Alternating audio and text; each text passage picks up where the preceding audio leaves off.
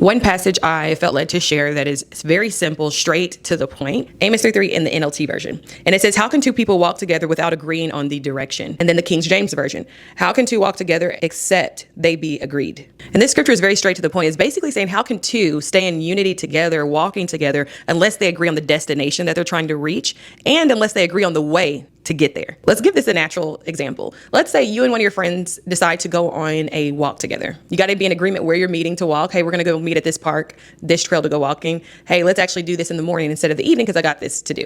So you're going to agree the location, the time, and you want to agree on how long you want to walk. Like, hey, are we trying to walk for an hour or 30 minutes? Are we trying to walk for 2 hours? Then you also want to agree, because I failed to do this one day, you also want to agree on what kind of walk you want. Hey, do we want a high intense walk, or do we want just like a little walk in the park walk? I remember thinking I was going to do a walk in the park walk with one of my friends, and we ended up going through some hills and mountains in a trail inside the woods. And she was trying to talk to me the whole time during this walk. And I'm like, girl, we could not talk during this walk. I got an agreement with you to do this walk, but I cannot agree to talk and do this walk because I'm going to pass out if I do that.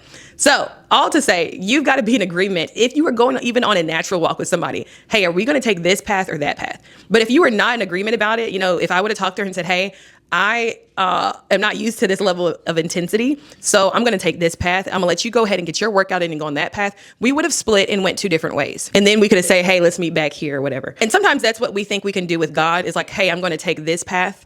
Meanwhile, your word is saying to go this way, but that way is more than what I'm willing to do and give. So I'm going to take this walk in the park path of life and try to reach all the goals that I want to reach in life. And then I will meet you at the end. And that's not how it works. When it comes to God, to actually be in the end state and destination with the Father, it takes doing it his way, going his way, doing it on his timing to end up with him in the end. So remember that. How can I be walking with God if I do not agree with his ways, with his word? How can I walk with him if I do not agree with his way of thinking? The Bible reveals that he's given us the mind of Christ so that we may know the plans of God, the plans that he has for our life. But a lot of times we don't want to know his ways. So that means we are automatically choosing a different path, and we are choosing broken fellowship with the Father.